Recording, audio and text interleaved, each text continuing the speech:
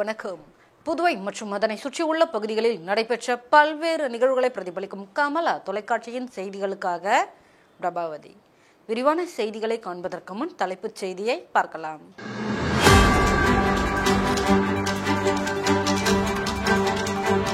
கூட்டுறவு சர்க்கரை ஆலை தனியார் பங்களிப்புடன் இயக்க நடவடிக்கை.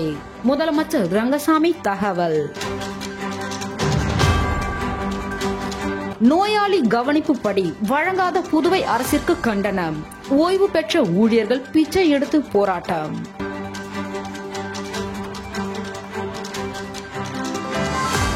புதுச்சேரியில் ஜூலை மாத இறுதியில் உலக தமிழ் மாநாடு. முதலமைச்சர் ரங்கசாமியுடன் நிர்வாகிகள் ஆலோசனை. இனி விரிவான செய்திகள். புதுவை கூட்டுறவு சர்க்கரை ஆலையை தனியார் பங்களிப்புடன் மீண்டும் இயக்க நடவடிக்கை எடுக்கப்பட்டுள்ளதாக முதல்வர் ரங்கசாமி தெரிவித்துள்ளார். புதுவை கூட்டுறவு துறையில் புதிதாக தேர்வான இளநிலை கூட்டுறவு ஆய்வாளர்கள் 31 பேர் மற்றும் பாண்லேவில் கருணை அடிப்படையில் 6 பேருக்கு பணி என மொத்தம் 37 பேருக்கான பணி நியமன உத்தரவுகளை வழங்குதல், 6 மகளிர் சுய உதவி குழுக்களை சேர்ந்த 70 பேருக்கு 83.50 லட்சம் ரூபாய் கடனுதவி உள்ளிட்டவை வழங்கும் நிகழ்ச்சி கருவடிக்குப்பம் காமராஜர் மணிமண்டபத்தில் நடைபெற்றது. இதில் முதலமைச்சர் ரங்கசாமி பங்கேற்று பணி நியமன உத்தரவுகளை வழங்கினார். தொடர்ந்து விழாவில் பேசிய அவர், பாண்லே தற்போதும் தரமான ஐஸ்கிரீம்களை உற்பத்தி செய்கிறது. கூட்டுறவு நிறுவனங்களில் பணிபுரிவோர் அதை தமது சொந்த நிறுவனமாக கருதி நிர்வாகத்துடன் ஒத்துழைக்க வேண்டும். லாபம் அடைந்தாலே பணி நிரந்தரம், ஊதியம், ஊக்கத்தொகை கிடைக்கும். நலிந்த கூட்டுறவு சங்கங்களை மேம்படுத்த நடவடிக்கை எடுக்கப்படுகிறது. கூட்டுறவு சர்க்கரை ஆலையை தனியார் பங்களிப்புடன் மீண்டும் இயக்க அரசு திட்டமிட்டுள்ளது. கூட்டுறவு நூற்பாலையையும் செயல்படுத்த நடவடிக்கை எடுக்கப்படும். இதன் மூலம் மீண்டும் கூட்டுறவு துறையில் புதுவை சிறந்து விளங்கும் என்றார். இந்த நிகழ்ச்சியில் அரசு செயலர் முத்தம்மா, கூட்டுறவு சங்கங்களின் பதிவாளர் யஷ்வந்தையா, திட்டப்பிரிவு துணை பதிவாளர் சீனிவாச ஆச்சாரியலு, கடன் பிரிவு துணை பதிவாளர் சாரங்கமாணி உள்ளிட்டோர் கலந்து கொண்டனர். ஒரு காலத்துல இப்ப ஒரு விழாவுக்கு ஏற்பாடு பண்ணி நம்ம எல்லாரும் இந்த கடந்த 2-3 ஆண்டுகளாக எல்லா வேகன்சியும் ஃபில் பண்ணிருக்கோம். எல்லாத்தையும் கூட்டுறவு இயர் ஆஃப் கோஆபரேட்டிவ் சிறப்பு விருதினை வழங்கிக் கொண்டிருக்கின்றோம். மாண்புமிகு முதலமைச்சர் ஐயா அவர்கள் வழங்கி சிறப்பித்துக் கொண்டிருக்கின்றார். அடுத்ததாக சோரப்பட்டு கிளையினை சேர்ந்த வாழ்த்துக்கள். இளம் தலைமுறைக்கான ஆணையை மாகில 2 பஸ் அன்னைக்கு கல்லூரி தொடங்கி இருக்கிறோம். வங்கி நல்ல கடன் நிறைய கொடுக்குறாங்க லாபத்துல. புதுச்சேரியில் நடைபெற்ற மருத்துவ பரிசோதனை முகாம்களில் பங்கேற்ற சுமார் 39,000 பேரில் சுமார் 4,000 பேருக்கு செவித்திறன் பாதிப்பு இருப்பது கண்டறியப்பட்டுள்ளதாக மாநில சுகாதாரத்துறை இயக்குநர் ரவிச்சந்திரன் தெரிவித்துள்ளார். இது தொடர்பாக அவர் வெளியிட்டுள்ள செய்தி குறிப்பில், உலக சுகாதார மைய வழிகாட்டுதல்படி புதுவையில் மார்ச் 3ஆம் தேதி செவித்திறன் தினமாக கடைபிடிக்கப்படுகிறது. மக்கள் மனநிலையை மாற்றுதல், அனைவருக்கும் செவித்திறன் பாதுகாப்பை உறுதிப்படுத்துதல் என்ற இலக்குடன் புதுவை சுகாதாரத்துறை சார்பில் சுகாதார திருவிழா கடந்த பிப்ரவரி 28ஆம் தேதி முதல் மார்ச் 3ஆம் தேதி வரை நடைபெற்றது. கடந்த சில ஆண்டுகளாக புதுவை அரசு மற்றும் தனியார் பள்ளிகள், அனைத்து ஆரம்ப சுகாதார மையங்களில் செவித்திறன் மருத்துவ பரிசோதனை மேற்கொள்ளப்பட்டது. இதில் சுமார் 39,000 பேர் பங்கேற்றதில் சுமார் 4,000 பேருக்கு செவித்திறன் பாதுகாப்பு இருப்பது கண்டறியப்பட்டது. அவர்களில் 2,077 பேருக்கு காது கேட்கும் கருவிகள் பொருத்தப்பட்டன. செவித்திறன் குறைபாடுகளை தவிர்க்க அதிக சப்தங்களை தவிர்ப்பதும் ஹெட்போன்களுக்கு இடைவெளி கொடுப்பதும் நல்லது என்று அதில் குறிப்பிடப்பட்டுள்ளது. இந்திரா இண்டென் சர்வீஸ் சார்பில் வீட்டு உபயோக சிலிண்டர் பாதுகாப்பு மற்றும் பயன்பாடு குறித்து விழிப்புணர்வு நிகழ்ச்சி நடைபெற்றது. இந்திரா இண்டென் சர்வீஸ் சார்பில் சமையல் எரிவாயு சிலிண்டர் கையாளுதல், பாதுகாப்பு மற்றும் கடமை உணர்வு குறித்த விழிப்புணர்வு நிகழ்ச்சியில் பாரதிதாசன் அரசு மகளிர் கலை கல்லூரி மாணவிகள் கலந்து கொண்டனர். இந்த நிகழ்ச்சியில் சிறப்பு விருந்தினராக சம்பத் குமார் ரெட்டி மற்றும் இந்திரா இண்டென் சர்வீஸ் உரிமையாளர் பரசுராமன் தலைமையில் நடைபெற்றது. உடன் NSS புரொஃபசர் ஆபீசர் ஆரோக்கியமேரி, பொறுப்பு ஆசிரியர் சந்திரகலா, மகளிர் ஒருங்கிணைப்பாளர் திலகவதி ஆகியோர் பங்கேற்றனர். இந்த நிகழ்ச்சியில் LPGயின் பாதுகாப்பு பற்றிய சந்தேகங்களை மாணவிகள் கேட்டறிந்து கொண்டனர். சமையல் எரிவாயு குறித்த பல்வேறு கேள்விகள் கேட்கப்பட்டு மாணவிகளுக்கு பரிசுகள் வழங்கப்பட்டன.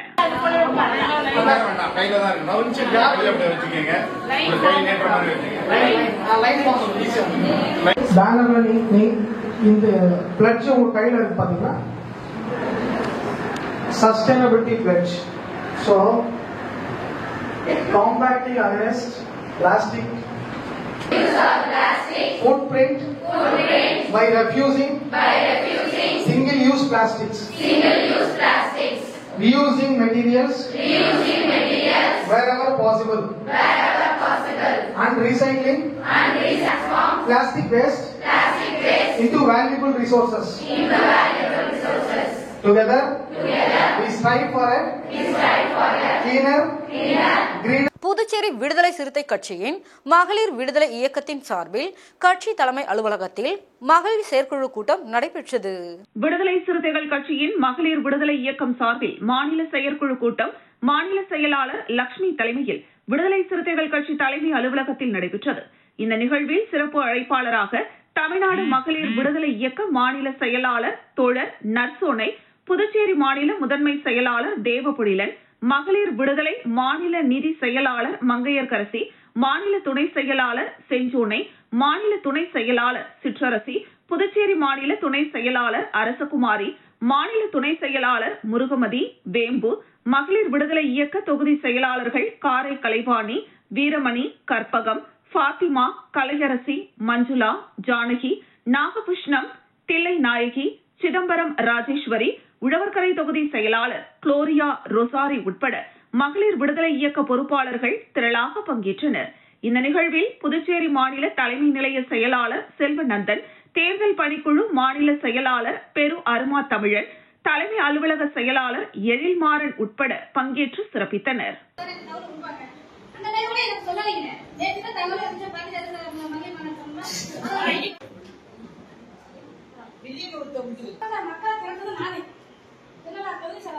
இந்த பொண்ணு செய்யும் பஸ்ஸுக்கு ஒவ்வொரு ஆண்களையும் கட்சிக்காரங்களையும் தோழர்கள் தலைகள் வந்து கட்சியில சொந்த மட்டும் அரசகுமாரி அது பஸ் அப்ப என்னான்னு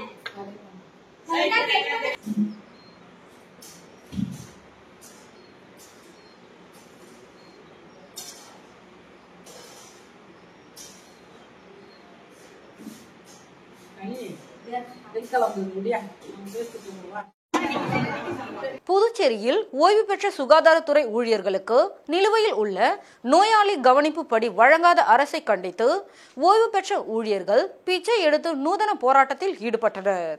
7வது ஊதியக்குழு பரிந்துரைப்படி மருத்துவமனை நோயாளி கவனிப்பு படியை மத்திய அரசு உயர்த்தி அதை 2017ஆம் ஆண்டு ஜூலை மாதம் 1ஆம் தேதியிலிருந்து முன் தேதியிட்டு சுகாதாரத்துறை ஊழியர்களுக்கு வழங்க வேண்டும் என ஆணை பிறப்பித்திருந்தது.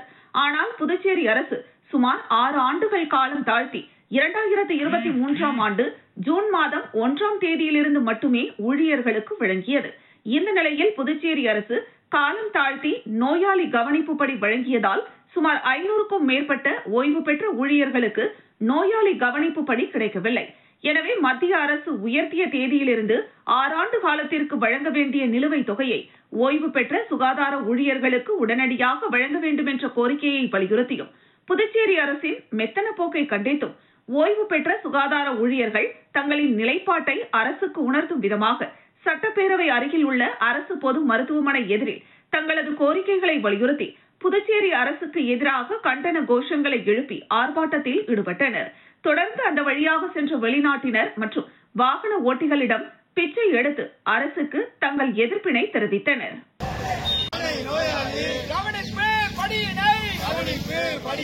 நிலுவைத் தொகையை வழங்குவதற்கு துப்பில்லாத சர்க்காரே மத்திய அரசு ஆணையினை எப்ப பிடித்தம் செய்த புதுச்சேரி சர்க்காரே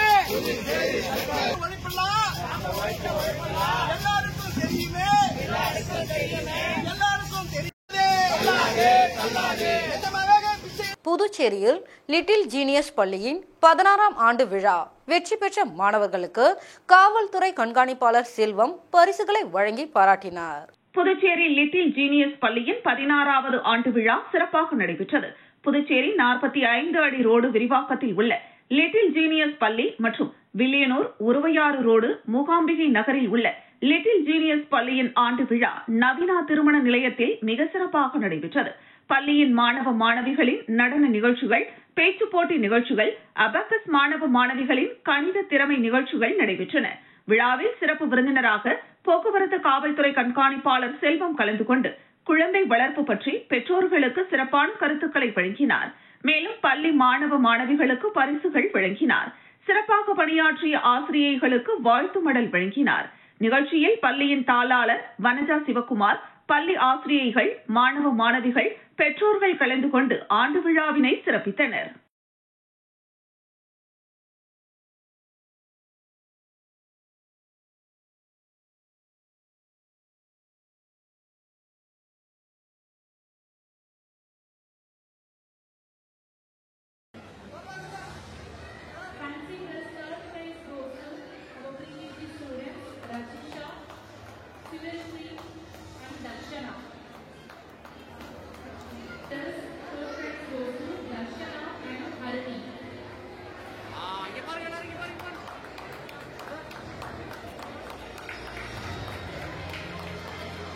புதுச்சேரியில் வரும் ஜூலை மாதம் இறுதி வாரத்தில் உலக தமிழ் மாநாடு நடத்துவது தொடர்பாக உலக தமிழ் மாநாட்டின் நிர்வாகிகள் முதலமைச்சர் ரங்கசாமியை சந்தித்து ஆலோசனை நடத்தினர். தமிழ் மொழியின் வளர்ச்சிக்கான திட்டங்களை வகுக்கவும், உலகெங்கும் வாழும் தமிழறிஞர்களை ஒன்றிணைக்கும் வகையிலும் 2 ஆண்டுகளுக்கு ஒருமுறை உலக தமிழ் மாநாடு நடத்த வேண்டும் என்று 1964ஆம் ஆண்டு டெல்லியில் தொடங்கப்பட்ட உலக தமிழ் ஆராய்ச்சி மன்றத்தில் முடிவு செய்யப்பட்டது. அந்த வகையில் முதல் மாநாடு 1966ஆம் ஆண்டு மலேசியா கோலாலம்பூரில் நடத்தப்பட்டது. தொடர்ந்து 1968இல் சென்னை, 1970இல் பாரிஸ், 1974இல் இலங்கை, 1981இல் மதுரை, 1987இல் கோலாலம்பூர், 1989இல் மொரீஷியஸ், 1995இல் தஞ்சாவூர், 2015இல் கோலாலம்பூர், 2019இல் சிகாகோ, 2023இல் கோலாலம்பூர் ஆகிய இடங்களில் நடைபெற்றது. இதுவரை 11 முறை உலக தமிழ் மாநாடு நடைபெற்றது. இதில் அதிகபட்சமாக கோலாலம்பூரில் 4 முறை உலக தமிழ் மாநாடு நடத்தப்பட்டுள்ளது. இதற்கிடையே புதுச்சேரியில் உலக தமிழ் மாநாடு நடத்தப்படும் என கடந்த 2023ஆம் ஆண்டு தாக்கல் செய்த பட்ஜெட்டில் முதலமைச்சர் ரங்கசாமி அறிவித்திருந்தார். இதற்கான நடவடிக்கைகளையும் புதுச்சேரி அரசு தொடர்ந்து மேற்கொண்டு வந்தது.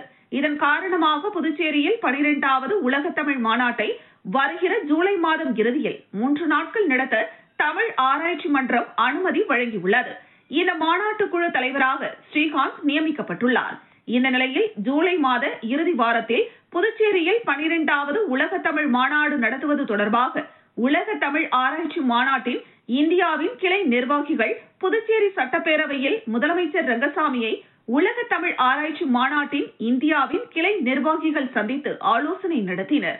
இதில் சபாநாயகர் செல்வம், துணைநிலை ஆளுநரின் செயலர் மணிகண்டன், கலை பண்பாட்டுத்துறை செயலர் நெடுஞ்செழியன், இந்தியாவின் கிளை செயலாளர் நந்தன் மாசிலாமணி, புதுச்சேரி மாநாட்டுக்குழு தலைவராக ஸ்ரீகாந்த், புதுச்சேரி பல்கலைக்கழக தமிழ்துறை பேராசிரியர்கள் கருணாநிதி, ரவிக்குமார், கோவை பல்கலைக்கழக பேராசிரியர் முத்தமிழ் செல்வன் ஆகியோர் கலந்து கொண்டனர். இக்கூட்டத்தில் புதுச்சேரியில் ஜூலை மாத இறுதி வாரத்தில் 12வது உலக தமிழ் மாநாட்டை 3 நாட்கள் நடத்துவது தொடர்பாக ஆலோசிக்கப்பட்டது. இந்த தமிழ் மாநாட்டில் குடியரசுத் தலைவர், பிரதமர் மற்றும் Singapore, Malaysia, France, Fiji, Mauritius உட்பட பல்வேறு நாடுகளில் இருந்து ஆட்சி பொறுப்பில் உள்ள தமிழ் தலைவர்கள் மற்றும் தமிழ் அறிஞர்கள் என 5000 பேர் கலந்து கொள்ள உள்ளனர். இதற்கு முன்பாக பிரம்மாண்டமாக விழா நடத்துவது தொடர்பாகவும் கூட்டத்தில் ஆலோசிக்கப்பட்டது.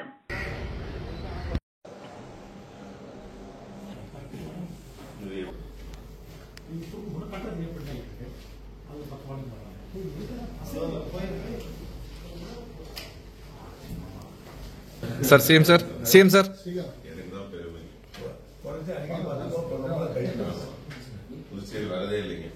ஓகே. புதுச்சேரி சாலை போக்குவரத்து கழகத்தின் மூலம் பேருந்தை மீண்டும் இயக்க வேண்டி முதல்வர் ரங்கசாமியிடம் டாக்டர் அம்பேத்கர் சமூக நீதி இளைஞர் கூட்டமைப்பின் சார்பில் கோரிக்கை மனு அளித்தனர். புதுச்சேரி அரசு கடந்த 2005ஆம் ஆண்டு முதல் 2020ஆம் ஆண்டு வரை புதுச்சேரி சாலை போக்குவரத்து கழகத்தின் மூலம் பேருந்து ஒன்றை இயக்கி வந்தது.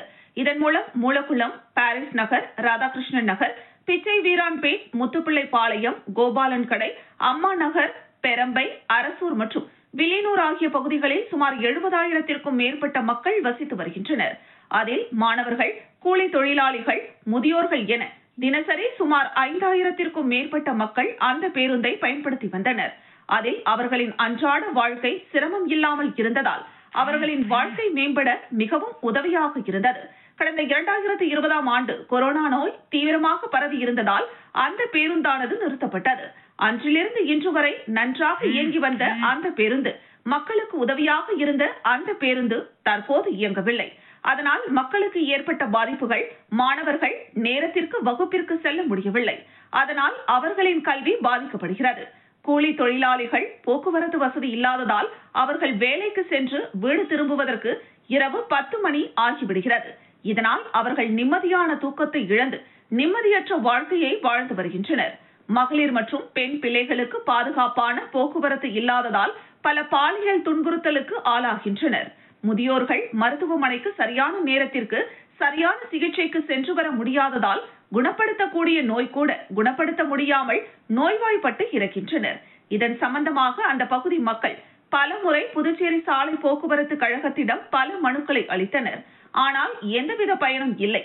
ஆதலால் மக்களுக்கு பெரும் உதவியாக இருந்த அந்த பேருந்தை மீண்டும் இயக்க செய்ய ஆணை பிறப்பிக்க வேண்டுமென புதுச்சேரி முதலமைச்சர் ரங்கசாமியை சட்டப்பேரவையில் சந்தித்து டாக்டர் அம்பேத்கர் சமூக நீதி இளைஞர் கூட்டமைப்பு சார்பில் கோரிக்கை மனு அளித்தனர். இதில் அண்ணாலட்சுமி, ரஞ்சிதம், சரஸ்வதி, கலையரசி, தேவி, ராஜலட்சுமி, சத்யா, பாலபாஸ்கரன், அன்பரசன் மற்றும் வழக்கறிஞர் பிரேம்குமார் உடனிருந்தனர்.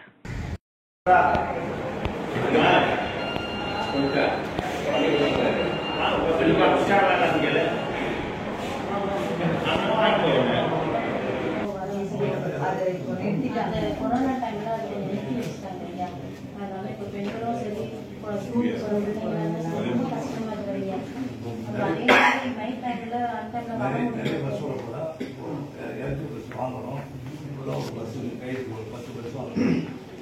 கனடாவில் வேலை என ஆசைப்பட்டு ஆன்லைன் மோசடி கும்பலிடம் 8.92 லட்சம் ரூபாயை புதுச்சேரி நபர் இழந்துள்ளார். புதுச்சேரி திருவிக்கா நகரை சேர்ந்தவர் சார்லஸ். இவர் வெளிநாடு வேலைவாய்ப்பு தொடர்பாக ஆன்லைனில் வந்த விளம்பரத்தை பார்த்து அதிலிருந்து மொபைல் எண்ணை வாட்ஸ்அப் மூலம் தொடர்பு கொண்டு பேசினார். எதிர்முனையில் பேசிய நபர் கனடாவில் வேலை இருப்பதாகவும் அந்த வேலைக்கு முதலில் விசா பெற கட்டணம் செலுத்த வேண்டும் எனவும் கூறியுள்ளார். இதை நம்பிய சார்லஸ் அந்த நபருக்கு 8,92,200 அனுப்பி மோசடி கும்பலிடம் ஏமாந்தார். இதேபோல் காமராஜர் நகரை சேர்ந்த ஸ்ரீதர் ஆன்லைனில் பகுதி நேர வேலைவாய்ப்பு இருப்பதாக மர்ம நபர் கூறியதை நம்பி ஆன்லைன் வர்த்தகத்தில் முதலீடு செய்து 8,750 ரூபாய் இழந்தார். புதுச்சேரி மணவெளியை சேர்ந்த விதுஷா 6,000 ரூபாயும், புதுச்சேரி அண்ணா வீதியை சேர்ந்த கேசவ்ராம் ரூபாய் 1000 என 4 பேர் சைபர் கிரைம் கும்பலிடம் 9,07,750 ரூபாய் இழந்துள்ளனர். உயர்த்தப்பட்ட சம்பளம் வழங்க வலியுறுத்தி ரொட்டிபால் ஊழியர்கள் கல்வித்துறை அலுவலகம் முன்பு ஆர்ப்பாட்டத்தில் ஈடுபட்டனர். புதுச்சேரி அரசு பள்ளிகளில் பணியாற்றி வரும் ரொட்டிபால் ஊழியர்கள் 1000க்கும் மேற்பட்டோர் பணிபுரிந்து வருகின்றனர். இவர்களுக்கு மாதம் ரூபாய் 18,000 சம்பளம் உயர்த்தி வழங்கப்படும் என முதல்வர் ரங்கசாமி அறிவித்தார். ஆனால் இதுவரை வழங்கவில்லை.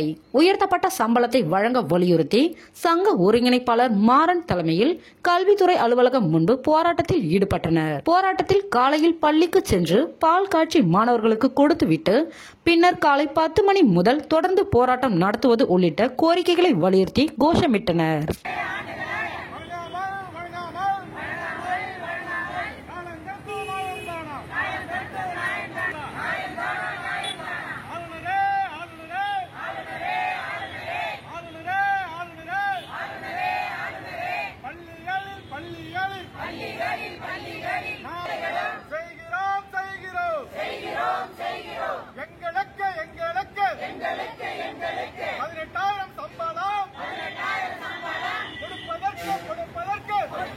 புதுச்சேரி அரசு விரைந்து புயல் நிவாரணம் வழங்கியதை கண்டு வியப்பதாக இங்கிலாந்து நாட்டு துணை தூதர் பாராட்டினார். சென்னையில் உள்ள இங்கிலாந்து நாட்டு துணை தூதர் ஹலிமா ஹெலண்ட் புதுச்சேரி சட்டசபையில் முதலமைச்சர் ரங்கசாமியை மரியாதை நிமித்தமாக சந்தித்து பேசினார். அப்பொழுது துணை தூதராக ஹலிமா ஹெலண்ட் பேசும்பொழுது தங்களது தலைமையிலான அரசு செயல்படுத்தி வரும் மக்கள் நலத்திட்டங்கள் வெற்றிகரமாக மக்களிடையே வரவேற்பை பெற்றவையாக உள்ளன. இது மிகுந்த மகிழ்ச்சியை ஏற்படுத்துகிறது. குறிப்பாக பெஞ்சல் புயல் நிவாரணப் பணிகள் துரிதமாக மேற்கொண்டது மட்டுமல்லாது மக்களுக்கு அறிவித்த இழப்பீடு தொகையை உடனடியாக அளித்தது எங்களுக்கு ஆச்சரியமாக உள்ளது என்றார். இதை எப்படி செய்தீர்கள் என முதலமைச்சர் ரங்கசாமியிடம் வினாவினார். அதற்கு முதலமைச்சர் ரங்கசாமி, எனது அரசு மக்களுக்கான அரசு, சொன்னதை செய்யும் அரசாக உள்ளது. மக்கள் எங்கள் மீது மிகுந்த நம்பிக்கை வைத்துள்ளனர். அதன் காரணமாகவே இது முடிந்தது என்றார். கல்வி, சுகாதாரம் மற்றும் சுற்றுலா போன்ற துறைகளில் புதுச்சேரி சிறந்து விளங்குவதை நாங்கள் அறிவோம். உங்களுடைய மக்கள் பணி மேலும் சிறக்க வாழ்த்துக்கள் என்றார்.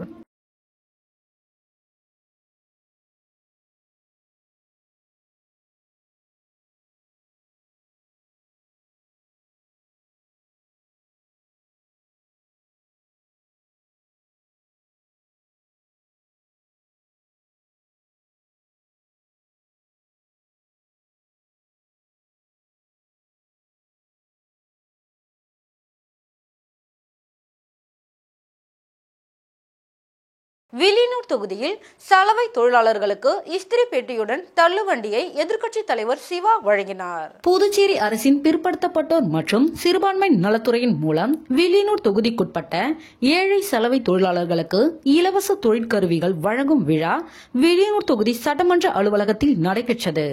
இந்நிகழ்ச்சியில் தொகுதி சட்டமன்ற உறுப்பினரும் சட்டமன்ற எதிர்க்கட்சித் தலைவருமான சிவா அவர்கள் கலந்து கொண்டு சலவை தொழிலாளர்களுக்கு இஸ்திரி பெட்டியுடன் கூடிய தள்ளுவண்டியை வழங்கினார். நிகழ்ச்சியில் திமுக தொகுதி அவைத் தலைவர் ஜலால் அனீப், இலக்கிய அணி அமைப்பாளர் சீனு மோகன்தாஸ், ஆதி திராவிடர் அணி அமைப்பாளர் செல்வநாதன், சிறுபான்மை பிரிவு அமைப்பாளர் ஹலித், முருகன், முருகேசன், கலைமணி, காசிநாதன், அருள்மணி, சேகர், பிரபு, உத்ராபதி, அபிமன்னன் ஆகியோர் கலந்து கொண்டனர். ரெண்டு கையில கொடுங்க. இங்க பாருங்கம்மா, அம்மா நீங்க இங்க பாரு. ஓகேவா, ஏத்துட்டீங்களா?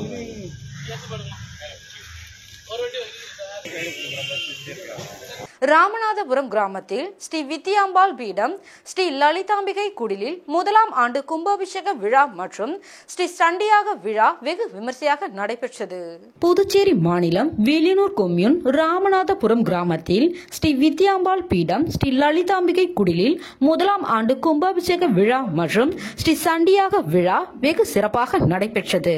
ஸ்ரீ கணபதி பூஜை, சங்கலாபம், ஸ்ரீ சதா சண்டி பாராயணம், 64 யோகினி, 64 பைரவ பலி பூஜைகள், தீபாராதனையும் கலைமாமணி தேச மங்கையர்கரசி அம்மையாரின் மாணவர் அரவிந்த் குமார் அவர்களின் அறிவார் பராசக்தி மந்திரம் போற்றும் அன்னையின் பெருமை எனும் தலைப்பில் சொற்பொழிவு நடைபெற்றது. அதனைத் தொடர்ந்து ஸ்ரீ சண்டி ஹோமம், மகா பூரணஹஸ்தி கலச அபிஷேகம் மற்றும் மகா தீபாராதனைகள், கன்யா பூஜை, சுமகலி பூஜை மற்றும் வடுக பூஜை, அருட்பிரசாதம் வழங்குதல் உள்ளிட்ட நிகழ்ச்சிகள் நடைபெற்றன. நிகழ்ச்சியில் உபயதாரர் லோகநாதன் வளர்மதி குடும்பத்தினர் மற்றும் திரளான பக்தர்கள் கலந்து கொண்டு சுவாமி தரிசனம் செய்து இறைவனை வழிபட்டனர். மேலும் நிகழ்ச்சியில் கலந்து கொண்ட பக்தர்கள் அனைவருக்கும் அரும்சுவை அன்னதானம் வழங்கப்பட்டது. நிகழ்ச்சிக்கான ஏற்பாட்டினை ஸ்ரீ லலிதாம்பிகை குடில் ஸ்ரீ வித்யாம்பாள் பீடத்தின் நிர்வாகிகள் வெகு சிறப்பான முறையில் செய்திருந்தனர்.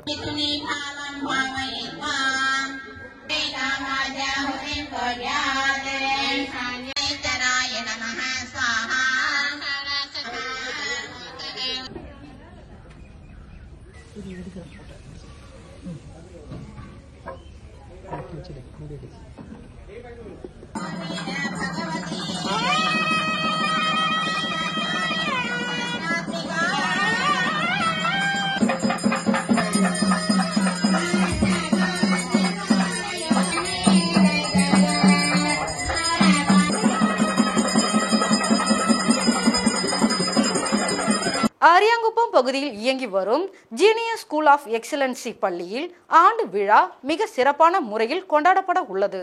புதுச்சேரி அரியாங்குப்பம் பகுதியில் இயங்கி வரும் ஜீனியஸ் ஸ்கூல் ஆஃப் எக்ஸலன்சி பள்ளியில் வருகின்ற 8/3/2025 சனிக்கிழமை ஜீனியஸ் ஸ்கூல் ஆஃப் எக்ஸலன்சி பள்ளியில் ஆண்டு விழா சிறப்பாக கொண்டாடப்பட உள்ளது.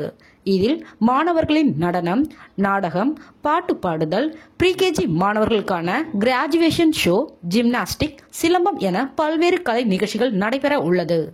இதனை காண அப்பகுதி பொதுமக்கள் மற்றும் மாணவர்களின் பெற்றோர்கள் அனைவரும் தவறாமல் கலந்து கொள்ள வேண்டும் என பள்ளியின் நிர்வாகத்தினர் தெரிவித்தனர். மேலும் ஆண்டு விழா கலை நிகழ்ச்சிகளுக்கான பயிற்சிகளை மாணவர்கள் திறம்பட மேற்கொண்டு வருகின்றனர்.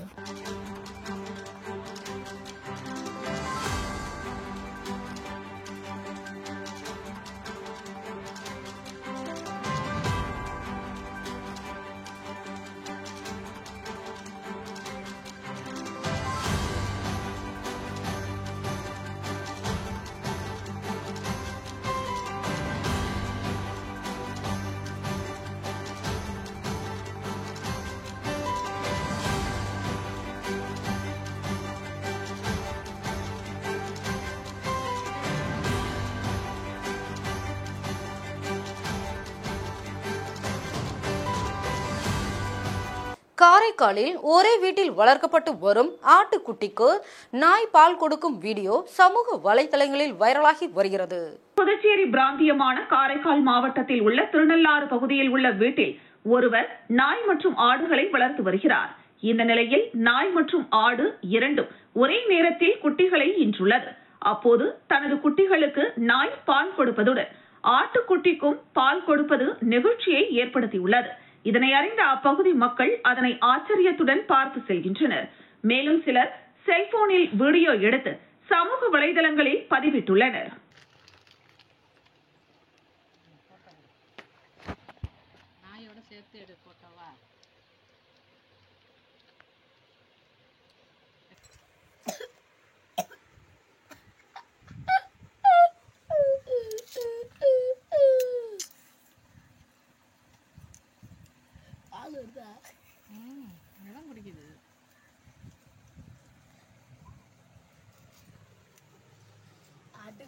மூர்த்திக்குப்பம் புதுக்குப்பம் கிராமத்தில் அருள் பாலித்து வரும் அருள்மிகு ஸ்ரீ அங்காள பரமேஸ்வரி அம்மன் ஆலயத்தின் 9ஆம் ஆண்டு மயான கொள்ளை இடுகாட்டில் நடைபெற்றது. புதுச்சேரி மாநிலம் பாகூர் சட்டமன்ற தொகுதிக்குட்பட்ட மூர்த்திக்குப்பம் புதுக்குப்பம் கிராமத்தில் கிழக்கு கடற்கரை வடக்கு திசையில் அமர்ந்து கொண்டு அகிலாண்ட கோடி பிரம்மாண்ட நாயகியாக இச்சாசக்தி, ஞானசக்தி, கிரியசக்தி சொரூபமாய் அருள்பாலித்து வரும் அருள்மிகு ஸ்ரீ அங்காள பரமேஸ்வரி ஆலயத்தில் 9ஆம் ஆண்டு மயான கொள்ளை வெகு விமர்சையான முறையில் மேலதாளங்கள் முழங்க வான வேடிக்கைகளுடன் நடைபெற்றது. 2ஆம் தேதி காலை 6 மணிக்கு மங்கள வாத்தியங்களுடன் அம்மனுக்கு சிறப்பு அபிஷேகம், மகா தீபாராதனை நடைபெற்றது. 9 மணி அளவில் கடற்கரைக்கு சென்று கரகம் பிடித்து அம்மன் ஊர்வலமாக சன்னதி வந்தடைந்தது. மாலை 3 மணிக்கு கொடியேற்றத்துடன் அம்மனுக்கு கூழ்கஞ்சி ஊற்றுதலும் நடைபெற்றது. தொடர்ந்து நேற்று காலை 6 மணிக்கு சந்தனம், பால், தயிர், இளநீர், பழ வகைகள், பன்னீர், அபிஷேகத்தூள், தேன் மற்றும் வாசனை திரவியங்கள் மூலம் சிறப்பு அபிஷேகம் செய்யப்பட்டது. பிறகு மலர்களால் அலங்கரிக்கப்பட்டு மகா தீபாராதனை நடைபெற்றது. 10 மணி அளவில் சன்னதியின் எதிரில் ஊரணி பொங்கல் இட்டு படையில் இட்டனர். தொடர்ந்து 4 மணி அளவில் சன்னதியில் இருந்து சுவாமி அலங்காரத்துடன் இடுகாட்டிற்கு சென்று மயான கொள்ளை நடைபெற்றது. இதில் 1000த்திற்கும் மேற்பட்ட பக்தர்கள் தங்களுடைய நேர்த்தி கடனுக்காக தானிய வகைகள், பணம் மற்றும் பொருள், காய்கறிகள் போன்றவைகளை சூறையிட்டு சுவாமி தரிசனம் செய்தனர். இந்த ஏற்பாட்டினை கோவில் நிர்வாகத்தினர் மற்றும் ஊர் முக்கியஸ்தர்கள், இளைஞர்கள் செய்திருந்தனர்.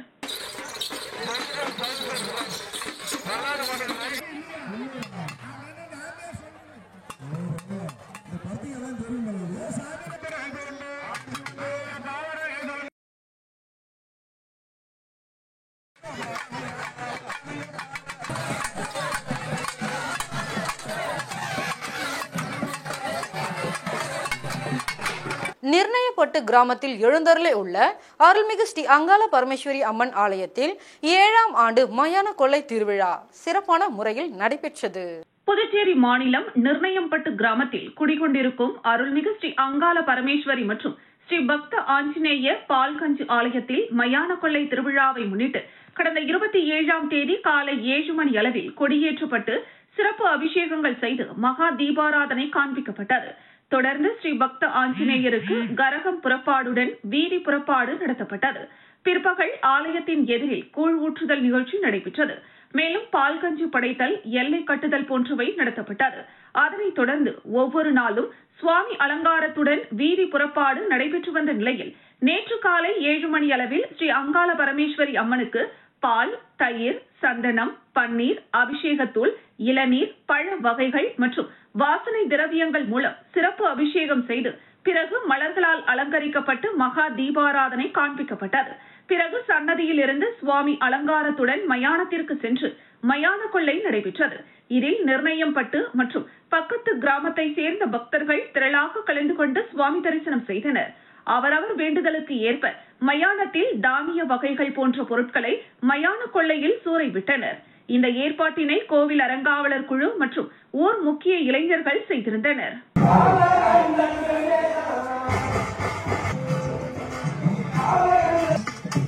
எப்படி முட்டா முட்டா 5 முட்டம் சீ சீ சீ சீ சீலடா சீச்சா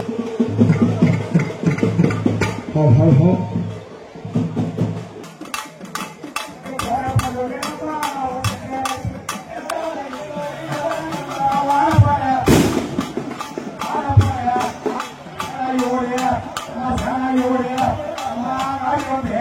ஒதியம்பட்டு ஸ்ரீ காசி விஸ்வநாதர் ஆலயத்தில் மாசி மகா பிரம்மோற்சவ விழாவை முன்னிட்டு கொடியேற்றும் நிகழ்ச்சி நடைபெற்றது. வில்லியனூர் கொம்பின் சங்கராபரணி நதிக்கரையின் வடபுறம் அமையப்பெற்றுள்ள ஸ்ரீ காசி விஸ்வநாதர் ஆலயத்தில் மாசி மகா தீர்த்தவாரி நிகழ்ச்சியை முன்னிட்டு கொடியேற்றும் நிகழ்ச்சி நடைபெற்றது. தொடர்ந்து இவ்வாலயத்தில் அமைய பெற்றுள்ள கொடிமரத்திற்கு சிறப்பு அபிஷேகங்கள் மற்றும் கலசாபிஷேகம் செய்யப்பட்டு கொடியேற்றப்பட்டு மகா தீபாராதனை காண்பிக்கப்பட்டது.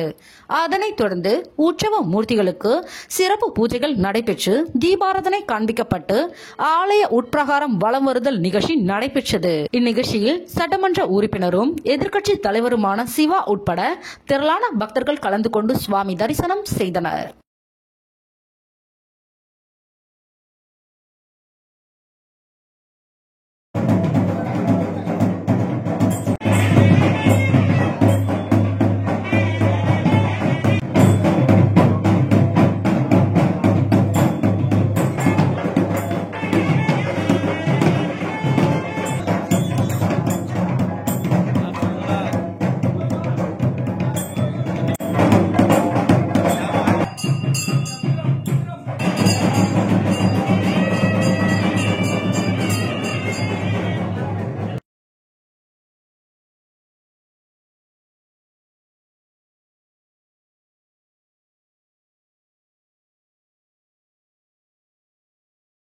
மீண்டும் தலைப்புச் செய்திகள்.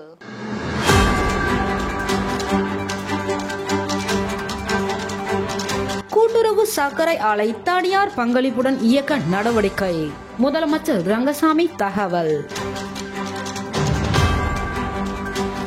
நோயாளி கவனிப்பு படி வழங்காத புதுவை அரசிற்கு கண்டனம், ஓய்வு பெற்ற ஊழியர்கள் பிச்சை எடுத்து போராட்டம்.